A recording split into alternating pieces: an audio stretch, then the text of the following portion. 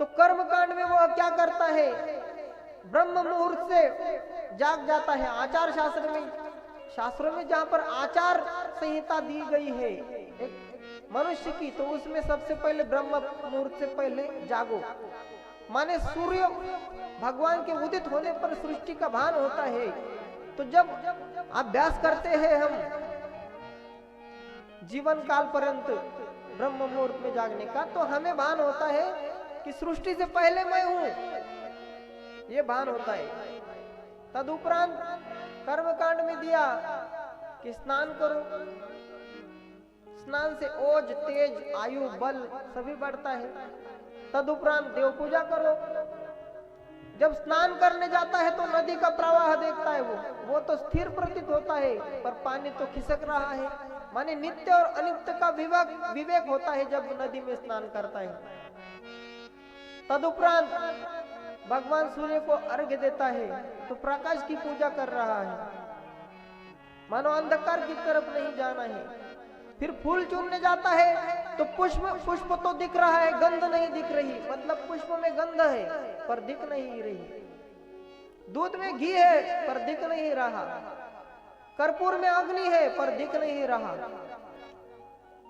तो फूल के पास क्यों भेजा वेदों ने, तुम गंध को समझो। फूल में गंध है पर दिख नहीं रही, कर्पूर में अग्नि है फिर दिख नहीं रही, घी दूध में घी है फिर उससे बाती जलती है तो फिर अग्नि प्रकट होती है, दिखती नहीं।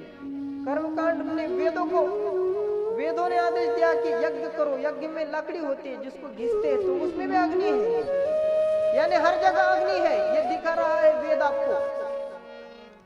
अग्नि से जुड़े हुए हैं आप।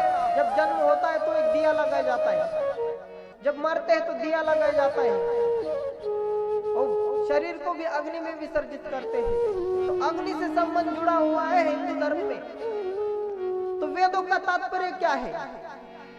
तात्पर्य यह है कि जैसे लकड़ी में अग्नि रहता है, जैसे पुष्प में गंध रहती है, जैसे दूध में घी होता है, जैसे तेल में अग्नि होता है, दिया लगाओ तो उसी प्रकार समस्त शरीरों में, समस्त ब्रह्मांड में जो अग्नि व्याप्त है उसे भगवान परमात्मा कहते हैं, भगवान विष्णु कहते हैं। उनका एक रूप है वो अग्नि।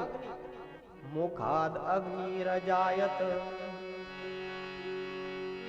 प्रभु के मुख से अग्नि की उत्पत्ति होती है और मुख प्रभु ग्रहण भी, अग्नि के मुख से प्रभु ग्रहण करते हैं। तो कर्मकांड वेदों ने क्यों बताया कि मनुष्य को सूक्ष्म की तरफ लेकर आने के लिए बताया। जब वह जीवन काल पर्यंत कर्मकांड करेगा, पूजा करेगा, उसका मन संसार से हटेगा तो फिर वह उपासना का अधिकारी बनेगा, क्योंकि जब तक उसकी कर्म में प्रवृत्ति है तो वेदों ने उसको कर्म में लगा दिया। यह प्रवृत्ति कर्म करने के बाद क्षीण होगी तो उपासना का अधिकारी बनेगा। फिर उपासना करते करते सूक्ष्म की तरफ, ज्ञान की तरफ बढ़ रहा है, सूक्ष्म को ढूंढ रहा है, फूलों में गंध ढूंढ रहा है। तो कर्मयोग से जब शुद्धि, कर्मयोग का फल केवल शुद्धि है, शुद्धि का फल उपासना, और उपासना का फल ज्ञान है, और ज्ञान का फल भक्ति है। तो भक्ति कहाँ रह गई? सबसे ऊपर। और ज्ञान के बाद भक्ति ना मिली तो वो ज्ञान क्या? आचार बनाने का, उस ज्ञान का। ज्ञान भी तो एक प्रकार का अज्ञान है। ज्ञानेश्वर जी महाराज ने जो अमृत अनुभव लिखा उसमें वो ज्ञान को भी, अज्ञान और ज्ञान वो तो सापेक्ष है एक दूसरे के, साकार और निराकार है एक ही, लेकिन द्वैत भाव से निरूपण होता है वेदों में। ज्ञानेश्वर जी महाराज कहते हैं, किसी को